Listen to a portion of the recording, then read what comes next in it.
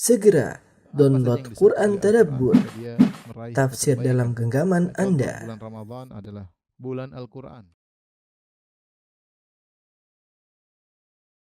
Bismillahirrahmanirrahim. Assalamualaikum warahmatullahi wabarakatuh. Alhamdulillahi ala ihsanihi wa syukru lahu ala taufiqihi wa amtinanihi. Asyhadu an la ilaha illallah wahdahu la syarika lahu ta'ziman li sya'nihi. Wa asyhadu anna Muhammadan abduhu wa rasuluhu da'ila ridwanih. Allahumma shalli alaihi wa ala alihi wa ashabihi wa ikhwani.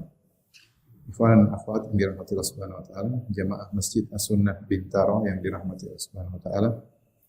Demikian juga para pemirsa yang dirahmati Allah Subhanahu wa taala. Pada kesempatan kali ini kita lanjutkan bahasan kita masih tentang Sufiyah, dan kita masuk pada bagian yang kelima, bagian terakhir insyaallah tentang pemikiran-pemikiran Sufiyah. Dan pada pertemuan terakhir ini kita akan bahas tentang dua perkara, tentunya perkara-perkara bid'ah yang diproduksi oleh kaum Sufiyah sangat banyak. Namun dua lagi yang akan kita bahas, yang pertama mengenai kewalian menurut kaum Sufiyah, dan yang kedua tentang bagaimana zikir-zikir spesial menurut kaum Sufiyah. Adapun yang pertama yang ingin kita bahas adalah tentang masalah kewalian menurut Sufiyah. Kewalian menurut Sufiyah. Kita tahu bahwasanya kewalian menurut Ahlussunnah wal Jamaah adalah perkara yang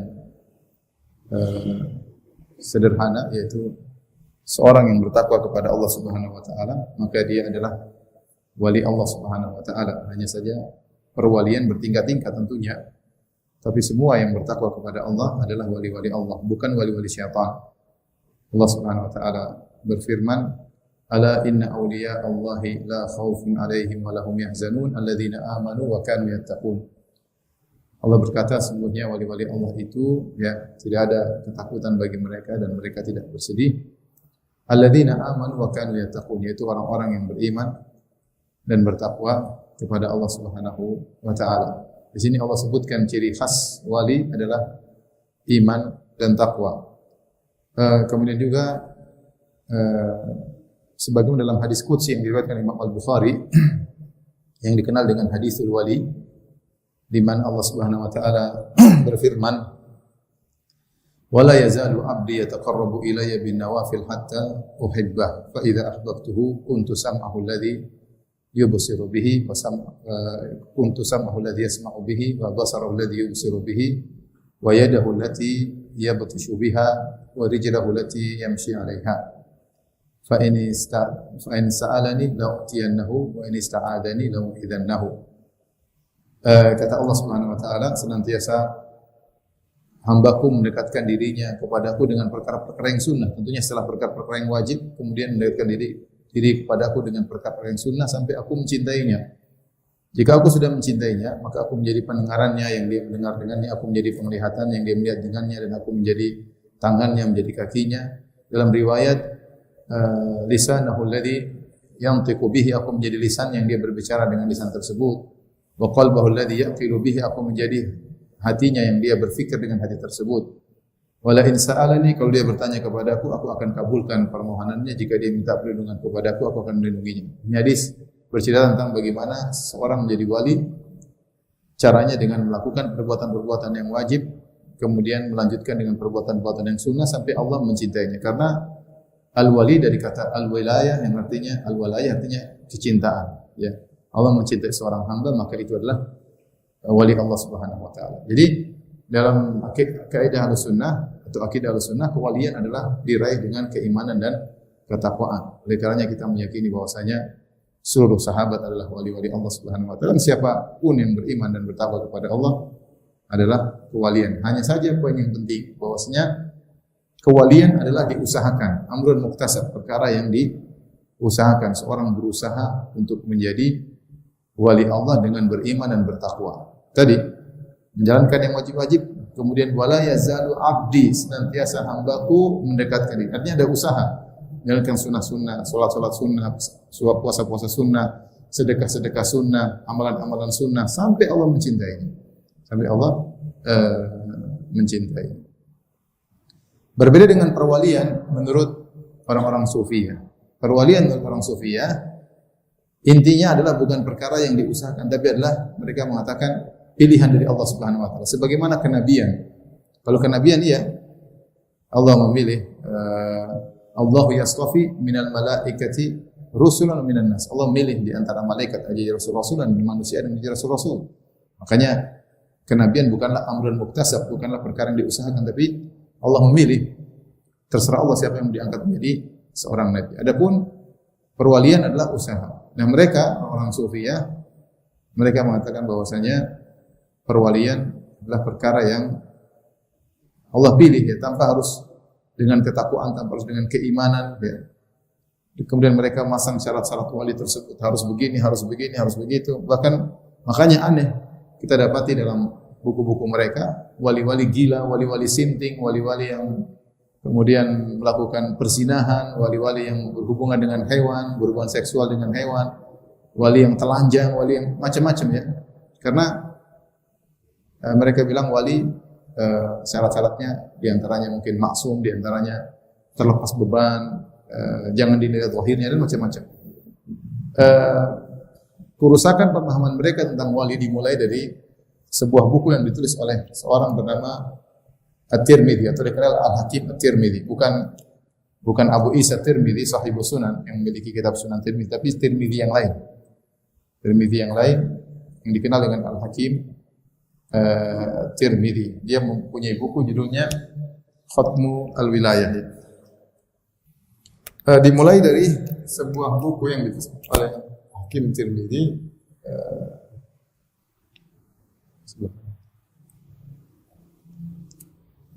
namanya Khatmul Wilayah.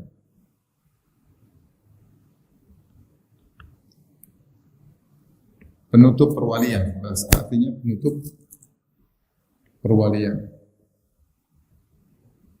Penulisnya adalah namanya Al-Hakim At-Tirmidzi. Bukunya ada di internet ya. Wafat ini abad ketiga Hijriah. Dalam buku tersebut dia mentakrir tentang bahwasanya bukan cuma ada namanya Khatmul Nubuwah, penutup para nabi, tapi ada juga penutup para wali. Kita tahu kenabian ada penutupnya, Nabi Muhammad sallallahu alaihi wasallam. Maka Muhammadun aba ahadin min rijalikum walakin Rasulullah wa khataman nabiyyin. Muhammad adalah penutup para nabi. Dan Rasulullah SAW telah memisalkan dirinya dengan permisalan para nabi. Mathali wa mathalul anbiya ka rajulin banadaran.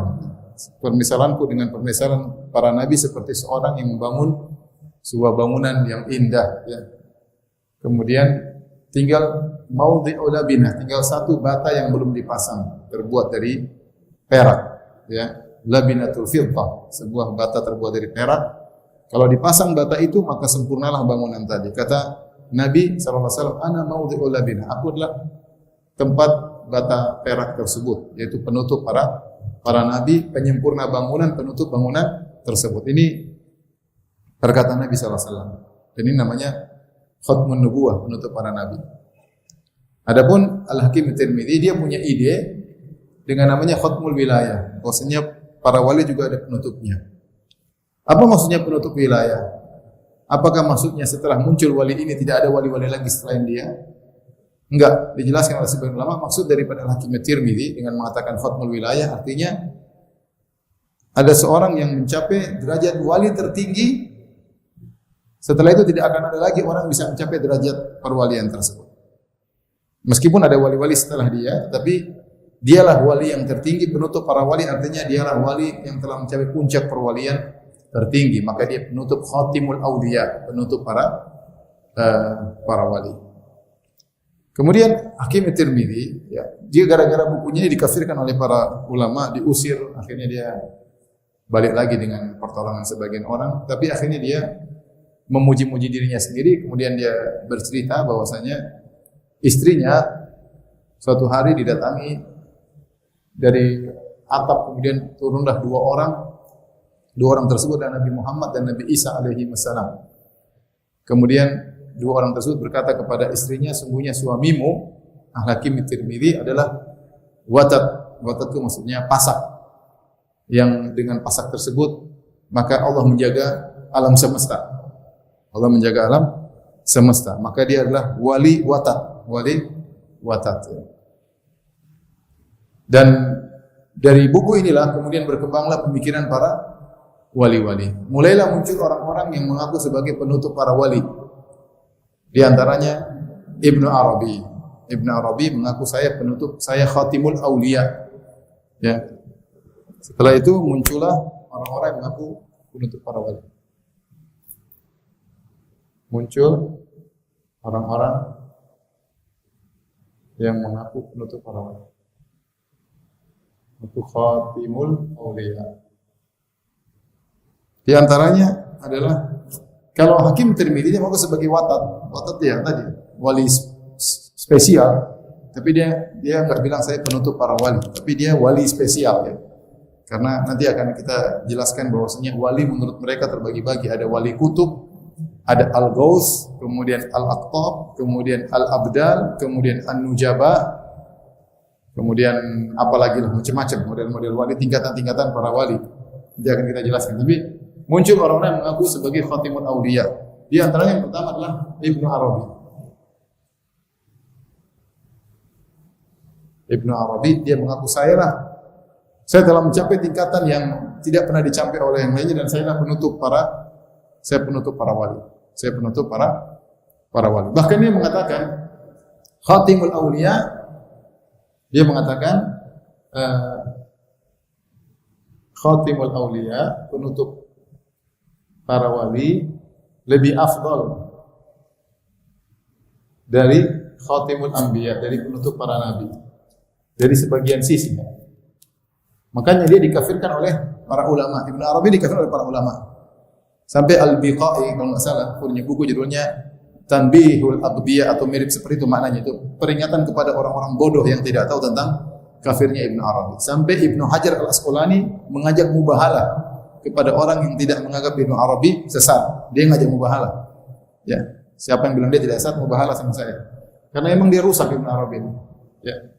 Dia yang punya pemikiran wahdatul wujud, bahwasanya ya wal abdu rabbun wa rabbu abdun ya laita syi'ri manil mukallaf. Dia mengatakan hamba adalah Tuhan, Tuhan adalah hamba. Kalau begitu siapa yang disuruh untuk beribadah? Kemana hamba disuruh salat sementara hamba sendiri adalah sang Tuhan. Dan dia juga meyakini semuanya sama. Kata dia aqadal khalaiqu fil ilahi aqaida wa ana taqadtu jami'a ma taqaduhu. Kata dia seluruh makhluk punya akidah tentang Allah macam-macam. Nasrani, Yahudi, Buddha, Konghucu, Majusi, semuanya punya akidah dan saya meyakini seluruhnya, kata dia. Semuanya benar menurut saya. Semuanya apa? Benar. Itulah tidak Ibnu Arabi, maka dia dikafirkan oleh para ulama. Dan Ibnu Taimiyah juga menjelaskan kekafirannya Ibnu Arabi lebih parah daripada kekafirannya Nasara dan Yahudi. Tentu bahasanya tersendiri. Cuma saya ingin sampaikan, Ibnu Arabi berkata dalam bukunya bahwasanya kalau Nabi Muhammad SAW mengatakan perumpamaanku dengan perumpamaan para nabi seperti karajulin banadaran, seperti seorang bangun rumah kemudian dia sudah baguskan rumahnya, semua orang melihat kagum, illa maudhi'a labina, kecuali tinggal satu tempat bata yang terbuat dari perak. Kata dia, kalau khatamul anbiya batanya bata perak ataupun khatamul auliya penutup para wali batanya bata emas. Batanya bata apa? Bata emas. Kalau khatamul anbiya berkaitan dengan syariat yang zahir, adapun khatim auliya penutup para wali berkaitan dengan batin. Makanya dia berkata dalam syairnya, dia berkata maqamu an-nubuwah fi barzakhin fuwaiqa ar-rasul wa dunal wali. Kata dia kedudukan kenabian adalah di tengah-tengah, fuwaiqa ar-rasul di bawah kerasulan, di bawah dan di atas kerasulan, di bawah perwalian. Jadi menurut dia begini ya. Kedudukan itu wali, kemudian baru nabi, baru rasul.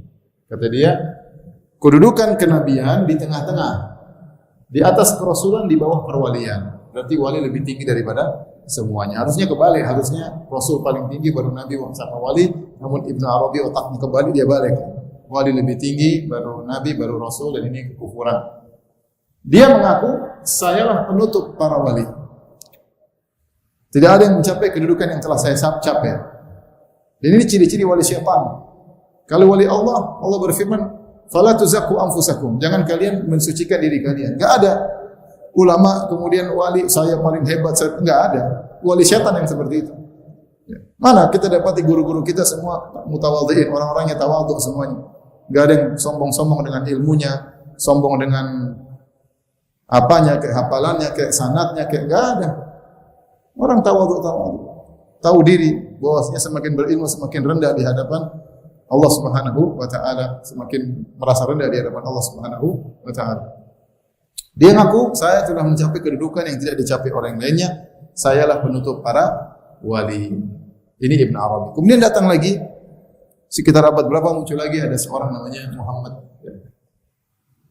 Muhammad Utsman As-Sudani.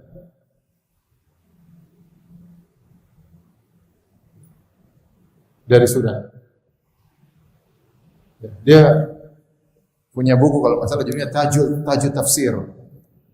Kemudian dia berbicara tentang ayat-ayat Allah sampai dia mengatakan afaman kana maitan fa ahyainahu. Dia baca tentang ayat tersebut.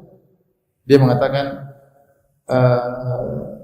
saya ketemu dengan Nabi Muhammad sallallahu alaihi wasallam. Saya ketemu dengan Nabi Muhammad sallallahu alaihi wasallam. Nabi sallallahu alaihi wasallam mengabarkan kepadaku, wahai Muhammad, bahwasanya para nabi semuanya diciptakan dari cahayaku. Dari apa? Cahaya. Dan ini masalah Nur Muhammad ada bahasanya sendiri. Bahasanya panjang ya, karena itu akidah dari zamannya Al-Hallaj sudah ada tentang Nur Muhammad. Dan itu akidah kesyirikan. Yang mengatakan Nur Muhammad adalah suatu yang abadi, suatu yang azali. Baik. Kita enggak bahas itu. Tapi intinya dia mengaku bahwasanya sayalah khatimul auliya. Dia mengaku saya penutup para nabi. Kata dia saya penutup para wali. Nanti ada logo muncul lagi, saya lupa siapa namanya, Muhammad Fa atau siapa gitu, sampai muncul akhirnya namanya Ahmad Tijani.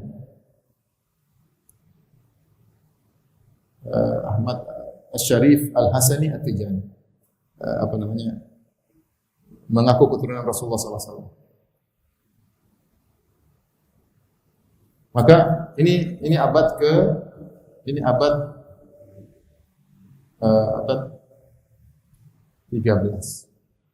Ya.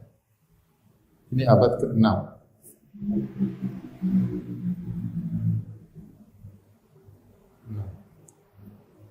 Hakim Tirmidzi abad ke-3. Hakim Tirmidzi dia juga sebenarnya mengaku sebagai wali tertop ya, karena dia tadi mengaku dia adalah watat.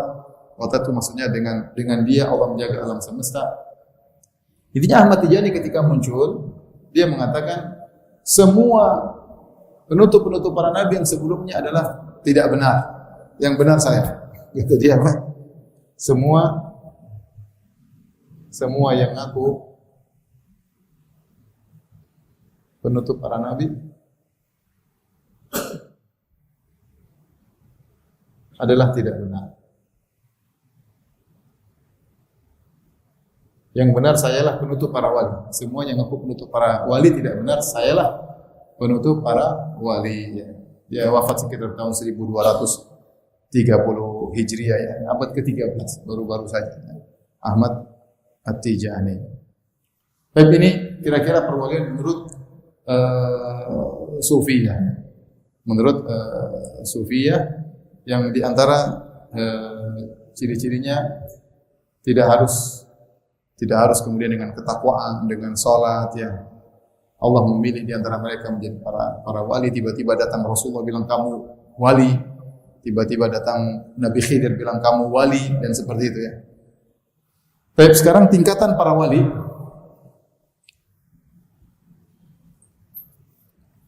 tingkatan para wali menurut kaum sufi.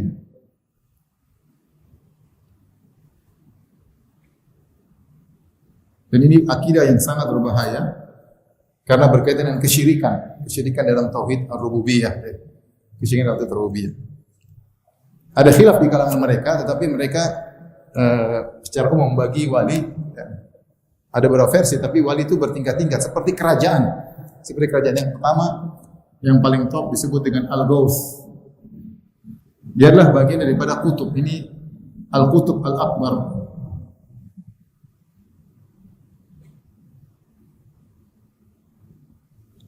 Jadi Al-Ghaus ya. Di bawahnya ada namanya Al-Aqtab. Wali-wali kutub. Wali-wali kutub.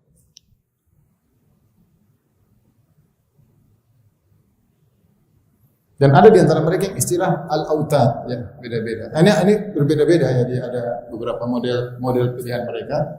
Tapi intinya mereka ada Al-Aqtab, nanti ada istilah namanya Al-Amad. Ada namanya istilah juga Al-Autad. Kemudian ada istilah Al-Mukhtarun atau Al-Abdal. Dia namanya istilah Al-Mukhtar atau Al-Akhyar Al-Mukhtarun. Ada An-Nujaba. Ada namanya An-Nuqaba. Istilah mereka ada berbeda, tapi intinya mereka sepakat untuk Al-Ghaus, Al-Aqtab, Al-Amad, ada Al-Autad, Al-Abdal, ada Al-Mukhtarun, An-Nujaba, An-Nuqaba. Ghaus adalah wali paling top. Al-Qutub Al-Akbar. Disebut Al-Ghaus karena orang-orang kalau dalam kesulitan minta tolong kepada dia. Makanya Al-Ghaus, pertolongan. Ghaus artinya pertolongan secara bahasa. Ini sudah mengisyaratkan kepada syirik dalam uluhiyah.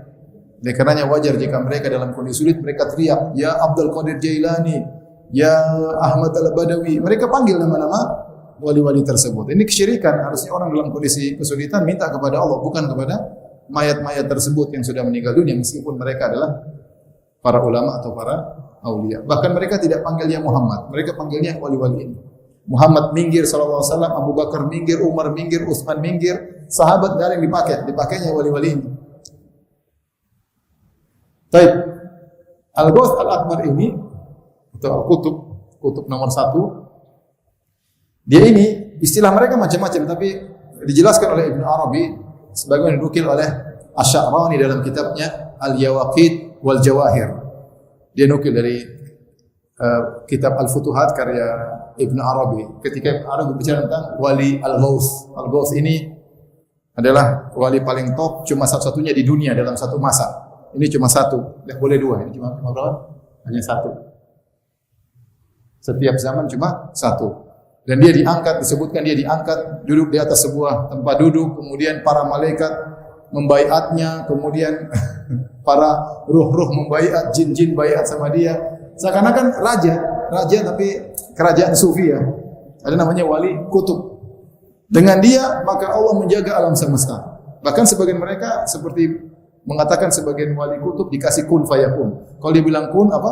Fayakun. Bahkan sebagian mereka mengatakan bahwasanya wali kutub atau wali Al-Ghaus ini seperti ruh bagi alam semesta. Di setiap alam semesta ini mengalir ruhnya wali Al-Ghaus. Wali kutub ini mengalir pada seluruh alam semesta. Seperti alam semesta dibandingkan dengan wali Ghaus seperti jasad dan ruh. Ruhnya adalah Al-Ghaus. Kalau enggak ada dia, alam semesta rusak. Sinat ini syirik rububiyah. Kalau mereka minta syirik dalam uluhiyah. Meyakini bahwasanya alam semesta enggak bisa jalan kecuali ada Al-Ghaus karena dialah ruh daripada alam semesta. Ini adalah kesyirikan tersendiri ya. Ini namanya wali Al-Ghaus ya. Bahkan sebagian mereka mengungkapkan bahwasanya dia adalah dinamo apa? Muharrik yang menggerakkan. Tidak ada orang yang ruku, tidak ada orang yang sujud kecuali ada Ghaus di situ menggerakkan. Ini syirik lagi. Seakan-akan diri kita ada Ghaus yang menggerakkan. Kalau enggak ada dia kita enggak bisa bergerak. Kalau kita itu Allah yang begitu. Kalau kita yang menggerakkan kita siapa? Allah Subhanahu wa taala. Ini tinggal kalau ganti Allah selesai. Jadi sampai ada sebagian ulama yang ini sebenarnya terpengaruh dengan filsafat Yunani. Sudah dibahas oleh para ulama seperti akidahnya Platonis ya. Platonis mirip seperti ini, bahwasanya dia mengatakan Tuhan ya saking sempurnanya kemudian mengeluarkan namanya al-aql al-fa'al atau al-aql al-awwal. Dialah yang kemudian menggerakkan sehingga terjadi alam semesta dan yang lainnya. Seakan-akan Allah Subhanahu wa taala sudah menciptakan al-gauth, sudah kamu aja yang jalanin, saya santai doang. Seakan-akan sudah yang jalanin semuanya al-gauth, alam semesta ini yang gerakkan dia. Tuhan selesai. Ya. Padahal kalau dalam Al-Quran Allah mengatakan al-hayyu al-qayyum, al-qayyum yang menggerakkan semuanya. Afaman huwa qa'imun ala kulli nafsin bima kasabat. Kata Allah, ataukah Allah yang mengurusi setiap jiwa? Allah mengurusi setiap jiwa kita secara detail. Kalau dia enggak, yang ngurusin al-ghaus. Makanya ketika dia diangkat, semuanya berbaiat. Malaikat baiat, jin baiat, mungkin iblis juga baiat. Jadi inilah wali al-ghaus. Khurafat. Kemudian di bawahnya ada wali al-aqtab. Wali al-aqtab ini kalau nggak salah 7. Jumlahnya 7. 7 atau 4 wallahu a'lam bishawab. Ini beda-beda mereka pendapat. 7 artinya setiap iklim, setiap benua ada satu wali kutub yang menjaga benua tersebut. Di Indonesia ada wali kutub, nanti di Amerika ada wali kutub Amerika ya. Ada wali kutub. Nanti di Afrika ada wali kutub di sana. Setiap benua ada wali kutubnya. Yang dengan wali kutub itu Allah menjaga alam semesta. Nanti ada al-amad sama dari umdah, entah berapa jumlahnya. Al-autad tadi mengatakan 4. Ini 4 setiap arah. Jadi ada 4. Watat artinya pasak, di mana Allah Subhanahu wa taala menjadikan bumi bergoncang, kemudian Allah lemparkan bumi sebagai pasak. Ya sehingga bumi tidak bergetar. Jumlahnya 4. Ada di timur 1, di barat 1, di utara 1, di selatan 1. Berapa wali watat? Ada berapa? 4. Kalau abdal agak banyak, abdal antara 30 sampai 40. Kenapa dikatakan wali badal? Karena kalau setiap ada yang meninggal Allah ganti. Selalu bilangannya itu konstan. Kalau enggak 30, 40. Setiap ada yang mati Allah ganti. Setiap ada yang Allah ganti. Makanya ada seorang wali di tanah air, dia mengatakan mudah-mudahan anak saya jadi wali badal. Dengan wali badal ini Allah akan menjaga kampung di sini. Subhanallah. Menjaga mengkosong tuh. Ya Allah, jaga alam semesta dengan orang. Ini orang juga jelas siapa-siapa aja. Ya. Abu Bakar aja enggak begitu, super wali. Umar tidak begitu. Ini siapa nih wali-wali begitu? Ada hadis berkaitan dengan wali badal. Tetapi hadisnya dhaif, didhaifkan oleh Imam Ahmad, didhaifkan oleh An-Nasa'i, didhaifkan oleh As-Sakhawi, banyak. Hadisnya bahwasanya di antara umatku di setiap zaman ada 30 badal. Allah menegakkan dunia dengan 30 wali badal tersebut. Jadi ini katanya penjaga dunia ya. Nanti ada Nukaba ini kalau nggak salah, saya lupa salah satunya. Ini jumlahnya sekitar 300 wali ya. 300 wali. Ini akidah tentang perwalian, seakan-akan ada kerajaan batin di daerah Sufia. Kemudian mereka terkadang khilaf, itu kutub bukan, saya yang kutub, dia bukan pokoknya. Masalah rebut-rebutan, masalah kerajaan perwalian ini semua adalah ini kesyirikan. Kesyirikan berkaitan dengan syirik rububiyah, meyakini bahwa mereka ini seakan-akan diberi hak otonomi mengatur alam semesta, ya. Allah jaga alam semesta dengan menugaskan mereka, ya. Yang semua kembali kepada Al-Ghaus, Al-Akbar. Kalau diminta-mintai jadilah syirik dalam tauhid al-uluhiyah. Ini kira-kira gambaran tentang para wali menurut Sufiyah. Nukilannya banyak, saya silakan baca 2 buku Al-Fikru As-Sufi fi Dhaw Al-Kitab wa Sunnah karya Abdurrahman Abdul Khaliq rahimahullah, kemudian Syekh Abdurrahman Abdul Khaliq rahimahullah, kemudian buku Takhris Al-Ashkhas fil Fikri As-Sufi, kalau tidak salah judul demikian, karya Syekh Ahmad Nuh atau Ahmad Luh, saya lupa, dari Universitas Islam Madinah, kakak kelas di Qism Al-Aqidah. Ya. Dua-duanya bagus membahas permasalahan perwalian. Ya. Tapi ini pertama yang kita bahas. Habis ini kita bahas permasalahan berikutnya tentang zikir menurut orang-orang sufi. Baik, para jamaah Masjid As-Sunnah Bintaro yang dirahmati Allah Subhanahu wa taala.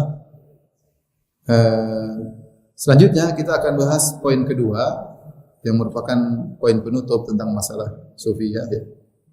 Saya selalu ingatkan, saya lupa ya, ada satu perkara. Jadi sebagian mereka Ibnu Arabi berkata Imam Syafi'i adalah dia wali badal atau wali apa? Imam Syafi'i pokoknya salah satu dari kedudukannya tadi, bukan kutub. Imam Syafi'i itu entah watat, entah badal, entah najib, saya lupa ya. Tapi dia memiliki kedudukan perwalian tersebut.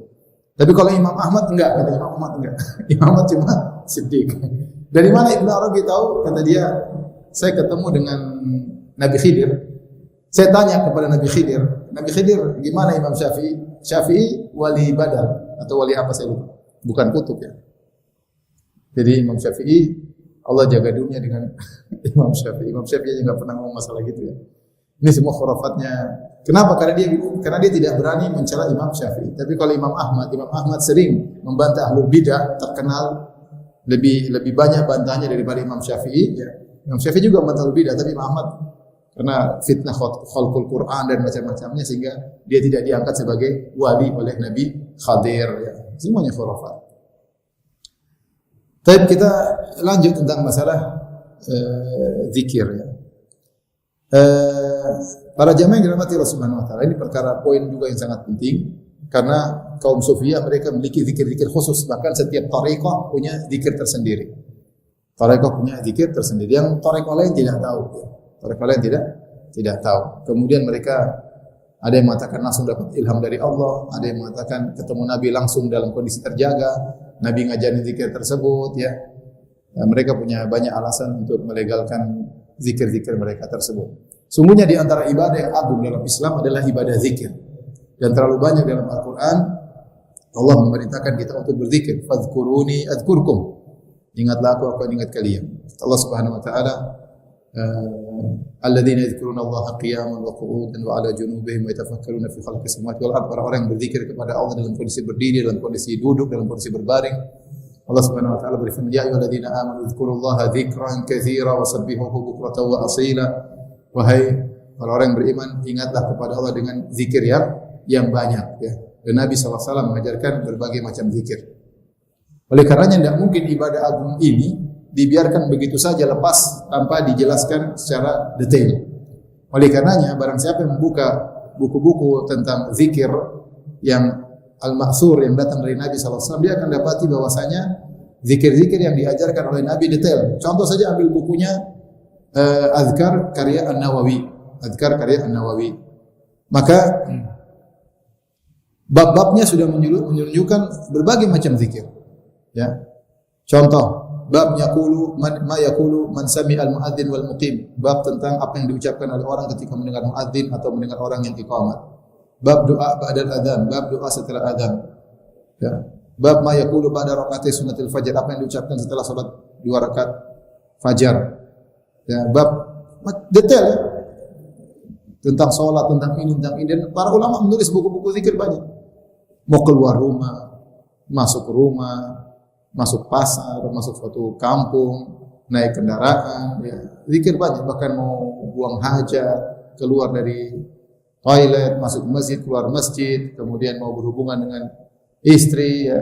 Zikir detail banget ya. Belum zikir-zikir yang mutlak banyak sekali. Jadi zikir-zikir ruku dalam salat aja istiftah ada berapa? Mungkin 10 zikir. Kemudian doa-doa sujud, doa-doa ruku banyak sekali ya. Contohkan ya. Doa mau tidur, doa bangun tidur, kalau terjaga di tengah malam seperti apa bacanya, doa dalam kondisi sakit, doa mau meninggal dunia, doa dalam kondisi sulit ya. Kemudian doa pagi, doa petang ya. Kemudian macam-macam doa ketika hilal datang, kalau lihat hilal apa yang diucapkan. Ya.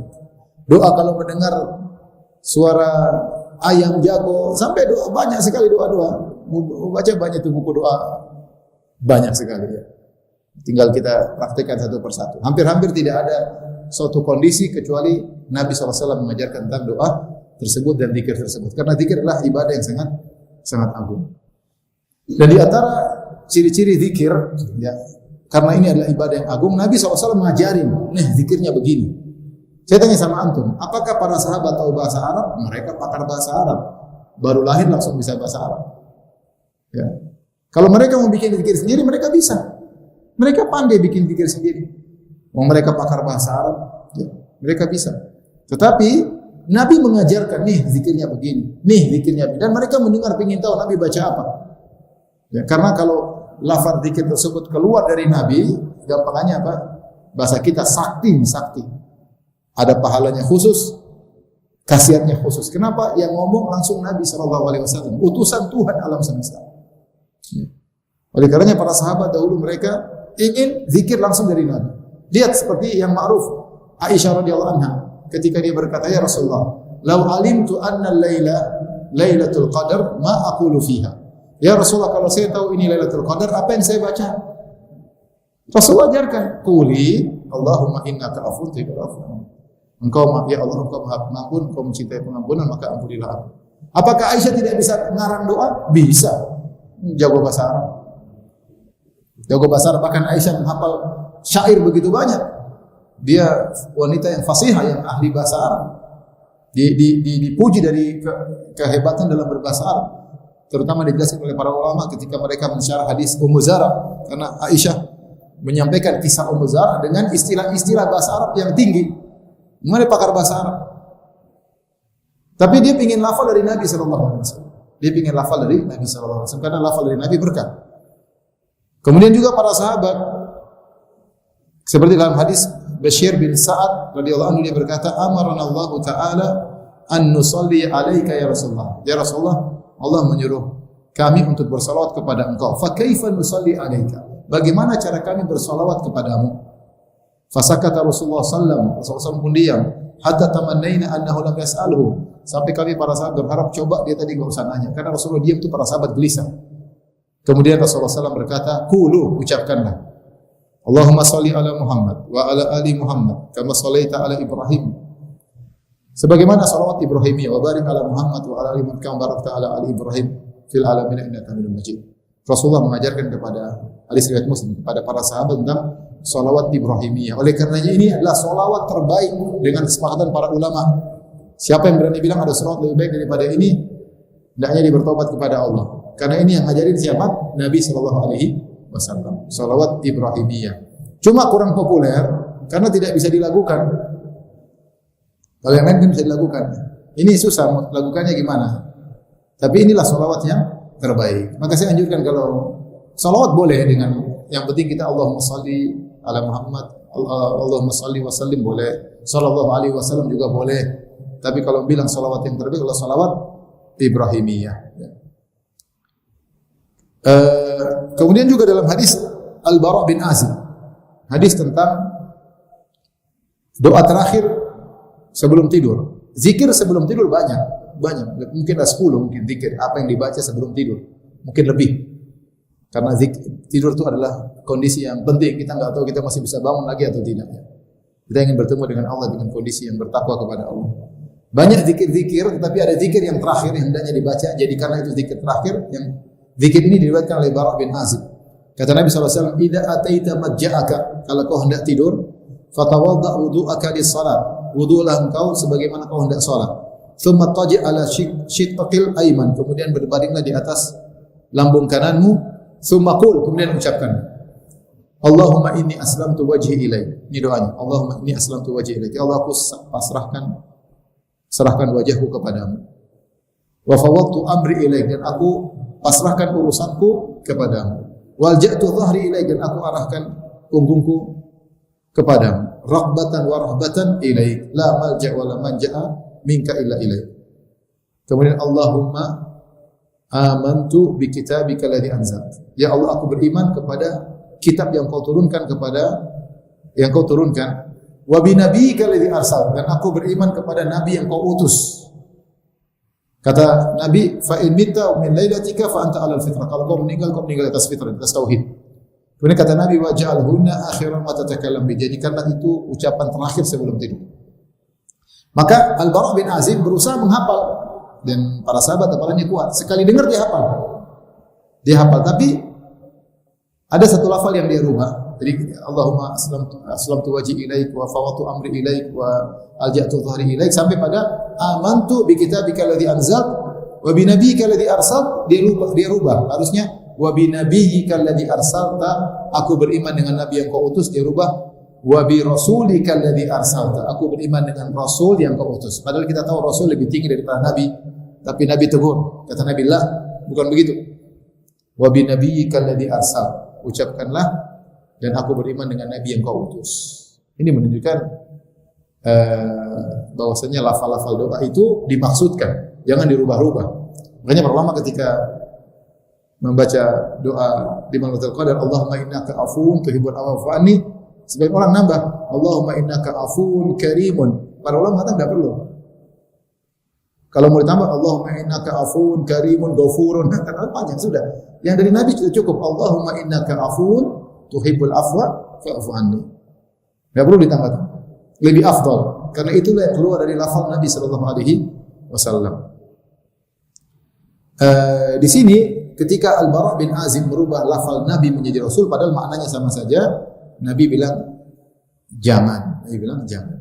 Jadi ini menunjukkan bagaimana perhatian para sahabat terhadap lafal-lafal doa dari Nabi sallallahu alaihi wasallam.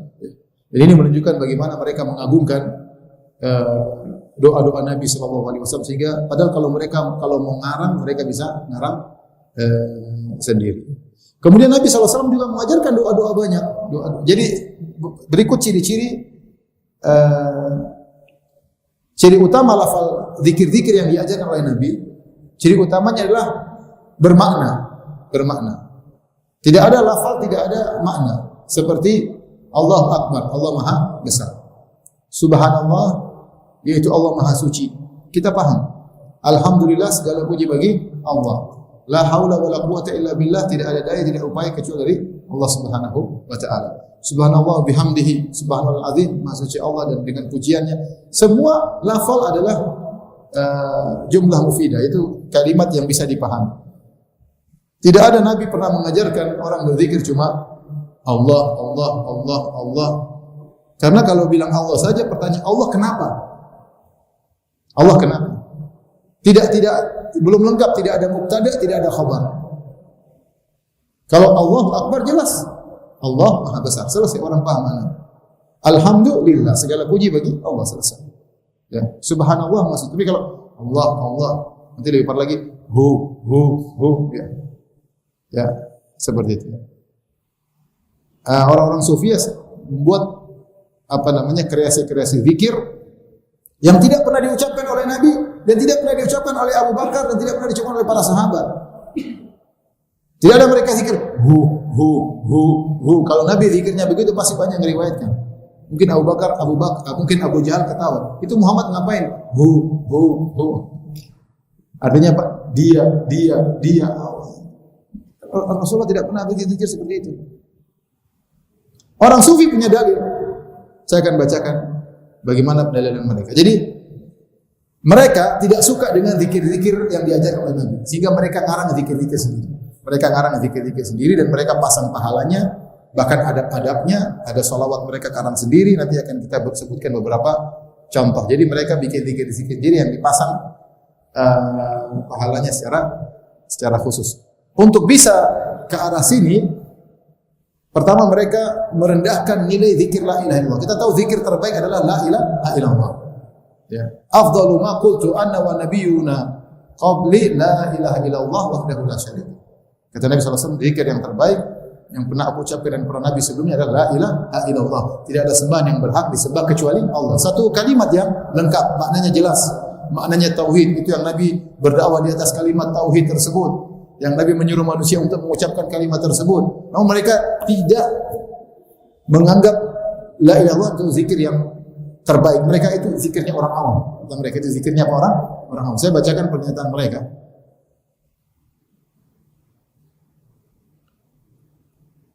Contoh, dan dalam hadis Rasulullah berkata, afdalu dzikir la ilaha illallah. Sebaik-baik zikir la ilaha illallah.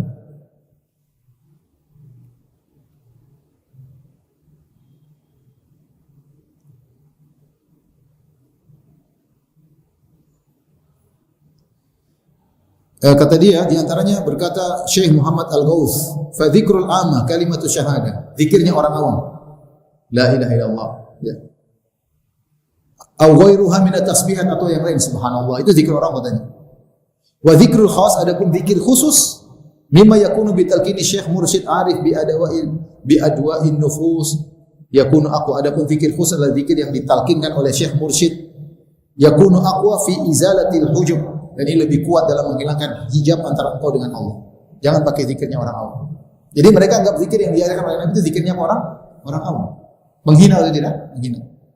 Ibnu Arabi berkata, Ibnu Arabi yang tadi penutup para wali, dakhaltu ala Syekhina Abil Abbas al-Urani atau al-Arani min ahli al-awliya wa kana mustahtiran bi dzikri ismil mufrad. Aku menemui guruku Abul Abbas dan dia sedang berzikir dengan Allah, Allah, Allah, Allah. Tidak nambah sedikit pun. Qultu lahu la ya sayyidi, lima la taqul la ilaha illallah. Aku berkata kepada guruku tersebut, wahai tuanku, kenapa Anda tidak mengucapkan la ilaha illallah? Kau cuma Allah, Allah, Allah. Kata dia, ya waladi al-anfas biyadillah. Wahai muridku, sungguhnya nafas di tangan Allah. Bukan di tanganku. Saya takut kalau saya bilang la ilaha, kemudian saya mati. Maka saya Allah aja, Allah, Allah, Allah. Ini kelihatannya menarik. Ya. Jangan sampai kita bilang la ilaha terus mati. Berarti kita mati syirik. Tidak ada Tuhan. Bagaimana bantahnya? Bantahnya mudah. Ya. Kalaupun kita meninggal misalnya baru bilang la ilaha, Allah sudah nilai niat kita. Kita mau bilang apa? Illallah. Terus Nabi yang mau meninggal, Abu Thalib, waktu Nabi ketemu Abu Thalib, Nabi bilang apa? Waktu mau meninggal, Qul ammi, ya ammi qul la ilaha illallah. Padahal pamannya mau mati, Nabi tidak bilang ya ammi, Allah aja bilang Allah, Allah, Allah. Enggak ada. Nabi suruh bilang apa? La ilaha illallah. Padahal mau mati. Ente masih hidup tidak mau bilang la ilaha illallah. Ini yang mau mati disuruh bilang la ilaha illallah. Nabi berkata, "Lakinu mautakum la ilaha illallah." Orang meninggal suruh talkinkan la ilaha illallah. Ini datang Syekhnya Ibnu Arabi mengatakan, jangan. Khawatir kita bilang la ilaha terus mati. Syirik. Pakai logika. Akhirnya zikirnya Allah, Allah, Allah.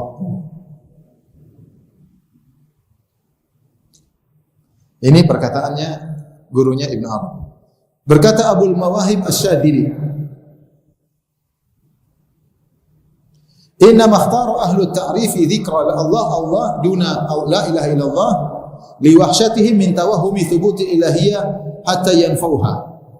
Dia punya dalil logika yang lain. Kata dia, kenapa orang-orang yang arif, orang-orang para wali milih Allah Allah daripada la ilaha? Karena kalau kita bilang la ilaha illallah, mereka enggak mau ucapkan la ilaha illallah karena terkesan ada Tuhan-Tuhan selain Allah. Baru ada Tuhan selain Allah kemudian dinafikan. Enggak usah pakai gitu. Allah lebih enak. Kalau bilang la ilaha illallah, tidak ada Tuhan yang berhak disembah kecuali Allah, mereka kayaknya berat. Seakan-akan ada terkesan ada Tuhan-Tuhan selain Allah. Dia pakai perasaan. Nabi bilang zikir terbaik la ilaha, kata dia ini zikir enggak beres, enggak bagus karena ada terkesan ada Tuhan-Tuhan selain Allah. Ini gimana sih? Lebih pintar daripada Nabi. Innani ana Allah la ilaha illa ana. Allah berkata kepada Nabi Musa, la ilaha illa ana, tidak ada Tuhan kecuali aku. Makanya dia berkata, kemudian dia berkata, ini pertama. Dalil kedua, inna man ghalaba alaihi al-ahwa walladhi aqulu bihi, adapun aku, kata Syadili, inna man ghalaba alaihi al-ahwa fadzakara ila anfa'lahu, yang orang yang terpenuhi dengan hawa nafsu, yang lebih bermanfaat dia mengucapkan la ilaha illallah. Itu bagi orang yang dipenuhi hawa nafsu paling bagus apa? La ilaha illallah. Wa man khalusa minal ahwa atau khulisa minal ahwa fa dzikrul jalala faqat anfa'ulahu. Adapun yang bisa membersihkan dirinya dari hawa nafsu paling bagus Allah Allah saja. Sekali lagi menghina zikir la ilaha illallah seakan-akan ilah untuk orang yang punya hawa nafsu.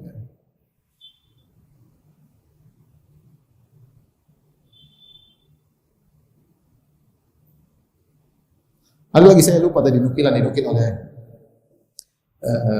Ihsan Ilahi Zahir dalam kitabnya Tasawuf ya. Dia sebutkan tentang ada seorang sufi yang bagi kalau la ilaha illallah zikirnya orang awam. Kemudian Allah zikirnya orang khusus. Nanti super khusus. Intinya semakin sedikit semakin bagus.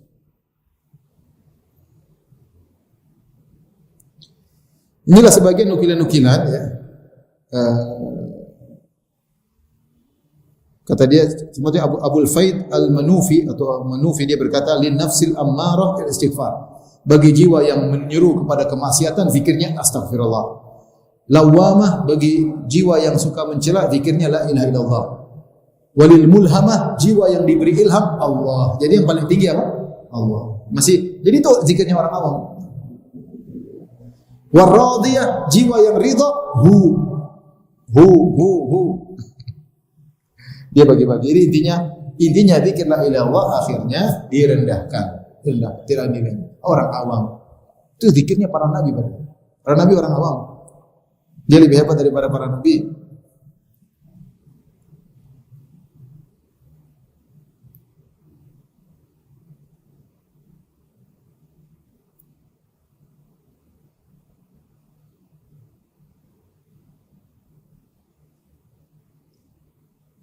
Jadi mereka bikin zikir, ada yang zikir mengatakan seperti Al-Futi atau siapa namanya. Dia berkata, "Farubama yajri ala lisani", bisa jadi seorang berzikir mengatakan Allah, Allah, Allah atau hu atau la atau a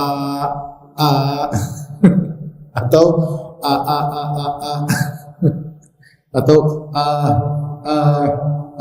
atau ha atau sudah semakin tinggi, enggak lagi hu tapi ini dikira apa seperti itu. Coba kalau Islam yang diajarkan Nabi, Allahu Akbar, ada maknanya. Orang merenungkan maknanya. Apa mau dipikirkan? Saya bilang makanya kalau Abu Jahal lihat Abu Jahal pasti ketahui ini apa kayak begini Muhammad, ajaran Muhammad. Mikirnya Sebagian mereka suruh dengan gerakan. Saya lupa nukilannya tapi ada. Saya tadi sempat baca entah buku yang mana. Saya tadi baca beberapa buku. Jadi kalau begini, gini ada gini terus ada. Oh disuruh gini ya. Disuruh apa? Dengan di tripping. Gitu. Dan ternyata itu ada dalilnya memang. Maksudnya ada ulama sufinya. Jadi untuk supaya mencapai sesuatu maka zikirnya dengan dengan mendagu ke dada. Gitu. Nah, saya bilang, seandainya Abu Jahal lihat Muhammad SAW seperti itu. Abu Jahal. Abu Jahal, Muhammad, ente. Ada zikir seperti gini ngapain? Ini bukan seperti itu yang diajarkan Nabi. Siapa lebih wali, Anda atau Nabi Muhammad SAW? Siapa lebih wali, Anda atau Abu Bakar? Abu Bakar enggak pernah begitu. Ini kreasi orang-orang sufi yang tidak ada contohnya. Adapun mereka punya dalil, kata mereka dalam Al-Quran Allah berkata, "Qulillah", katakanlah Allah. Kata mereka dalam Al-Quran beberapa ayat Allah mengatakan, "Qulillah", katakanlah Allah. Itu ayat bukan untuk zikir, itu jawaban pertanyaan. Ya. Seperti dalam Al-Quran, makanya baca ayat dari awal sampai akhir. Ya, kata Allah, "Wa ma qadarullah haqqa qadrih." Mereka tidak menggunakan Allah sebagaimana mestinya. Idz qalu, tatkala mereka berkata, "Ma anzalallahu ala basyarin min syai'." Allah tidak pernah menurunkan sesuatu pada manusia. Maka kata Allah bantahlah, "Qul man anzalal kitaba alladzi ja'a bihi Musa." Katakanlah, siapa yang menurunkan Taurat kepada Nabi Musa? Jawabannya, "Qulillah", Allah yang menurunkan. Itu bukan buat zikir, tapi sedang ada konteks pertanyaan dan jawaban. Kata mereka itu, Allah yang suruh bilang, Allah, ya akhi, ente baca Al-Quran benar atau tidak dari Allah saja. Sama, kata mereka Allah. Dalilnya apa? Wala in sa'altahum man khalaqas samawati wal arda yaqulun. Jadi pertanyaan jawabannya. Kalau mereka bertanya siapa yang menciptakan itu, jawabannya apa? Allah. Nanti kita bisa bilang kalau begitu ini zikirnya orang musyrikin. Orang musyrikin kalau ditanya, wala in sa'altahum man khalaqas samawati wal arda, kalau mereka ditanya siapa menciptakan kita bumi, apa kata orang musyrikin, kata Abu Jahal apa? Allah. Nah, zikirmu sama seperti zikirnya Abu Jahal. Kalau kita mau pahami ayat dengan hawa nafsu kita. Nah, zikirmu sama dengan zikirnya Abu Jahal. Orang miskin kalau ditanya jawabnya apa? Allah. Mereka enggak mau bilang la ilaha illallah, mereka maunya bilang apa? Allah. Nah, zikirnya Abu Jahal kayak ente. Benar enggak sih?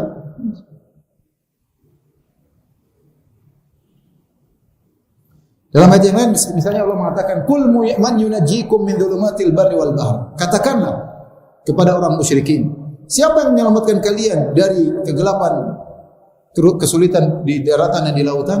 Qulillahu yunajjikum. Qulillah, katakanlah Allah. Ini adalah jawaban dari pertanyaan, bukan perintah Allah untuk zikir Allah. Allah, Allah, Allah. Dari mereka di antara juga seperti la taqumu sa'ata la yuqala fil ard Allah Allah. Kata mereka dalam Sahih Muslim, Nabi berkata tidak akan tegak hari kiamat sampai tidak dikatakan di atas bumi Allah Allah. Kalau tidak ada yang bilang Allah Allah baru tegak hari kiamat. Kata mereka ini dalil tentang bolehnya bilang Allah Allah Allah.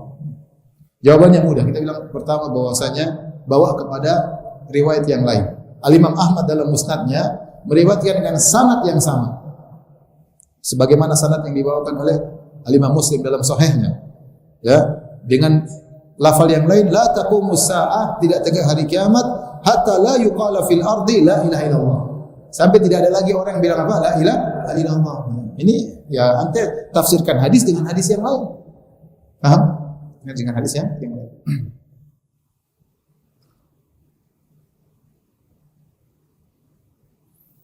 Orang-orang sufi mereka bikin zikir sendiri, mereka pasang pahalanya sendiri. Contoh sekarang kita, waktu kita tinggal sedikit, satu aja, saya contohkan misalnya sholawat Al-Fatih.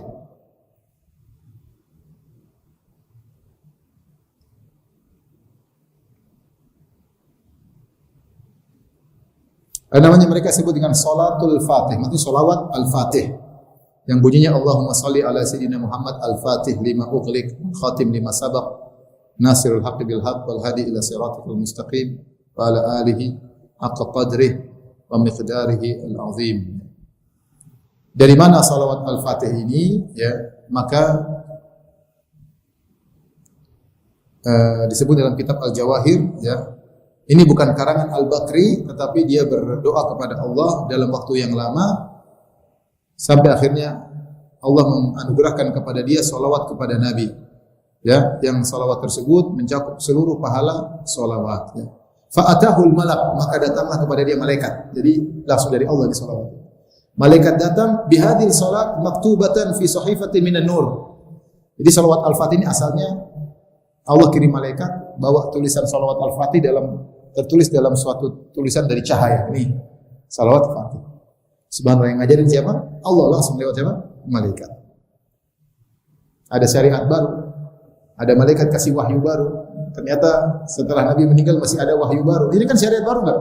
Syariat baru yang datang dari Allah lewat malaikat. Ini gimana nih? Nabi sudah meninggal masih ada syariat baru.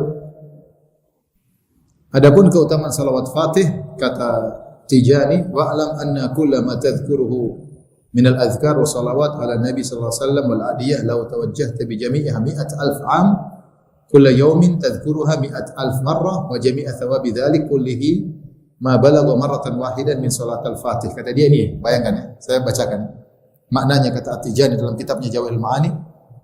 Ketahuilah, ini Jawahirul Ma'ani itu nukil-nukil dari perkataan Ahmad Tijani. Dia berkata, ketahuilah, semua yang kau sebut dalam zikir, semua zikir yang kau sebut, semua salawat yang kau sebut, model-model salawat yang lain, semua doa yang kau baca, seandainya kau baca selama 100.000 tahun, semua zikir, semua salawat, semua doa kau baca 100.000 tahun.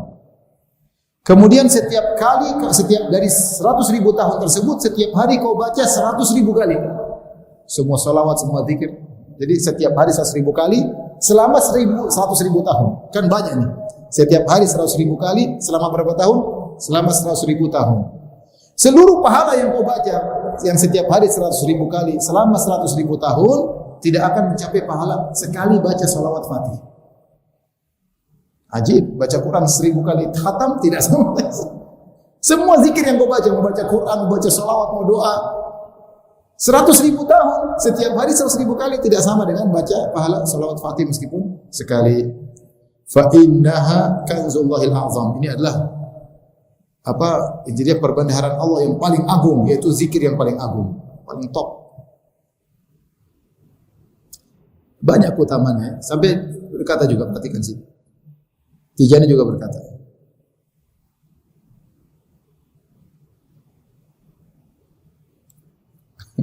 Macam-macam, tapi saya baca satu aja. Falau quddirat mi'atu alfi ummah. Kalau ada 100.000 umat, perhatikan. Fi kulli ummatin mi'atu alfi qabilah. Setiap satu umat ada 100.000 kabilah. Wa fi kulli qabilah mi'atu alf rajul. Dan setiap kabilah 100.000 orang. Wa asha kullu wahidin minhum mi'atu alf am. Dan setiap orang hidupnya 100.000 tahun. Yadhkuru kullu wahidin min kulli yawmin alfa salat. Dan setiap hari satu orang dari mereka membaca 1000 kali salawat selain salawat al-fatih, maka seluruh pahala itu semua, seluruh umat-umat itu semua, ya, tidak akan sampai pada satu kali salawat fatih. Coba kita hitung matematika ya. Ya, kita sudah biar. Kita mau matematikanya orang sufi ya. Kata Tijani 100.000 umat. Setiap umat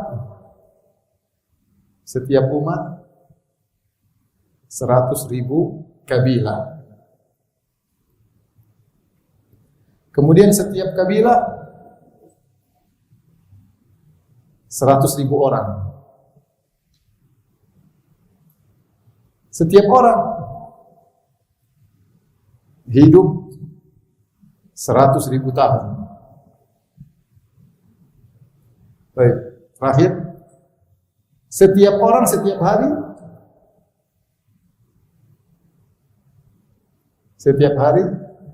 1000 solawat yang lain. Solawat Ibrahimiyah, solawat mana? Coba hitung berapa ini? Berapa jumlah solawat ini coba? Caranya berapa? Matematikanya kita hitung coba. Berarti 1000 per hari kan? Ini per hari. Kali setahun berapa? Kali 365 hari.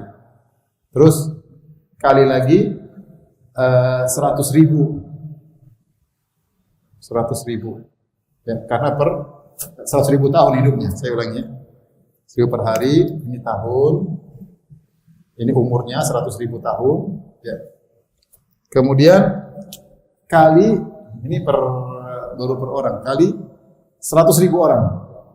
100.000 orang, ini jumlah orang dalam kabilah per kabilah.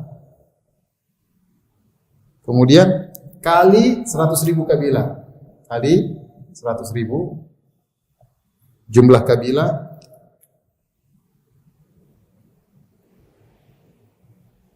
Kemudian kali 100.000 umat.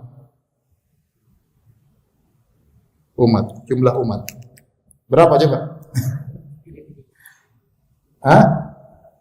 Sudah cukup, Pak. Nolnya ada berapa itu, Pak? 1, 2, 3, 4, 5, 6, 7, 8, 9, 10, 11, 12, 13, 14, 15, 16, 17, 18, 19, 20, 21, 22, 23. 1, nolnya 23 kali 365. Berapa salawat? Ini semua tidak akan sama dengan satu salawat al-fatih.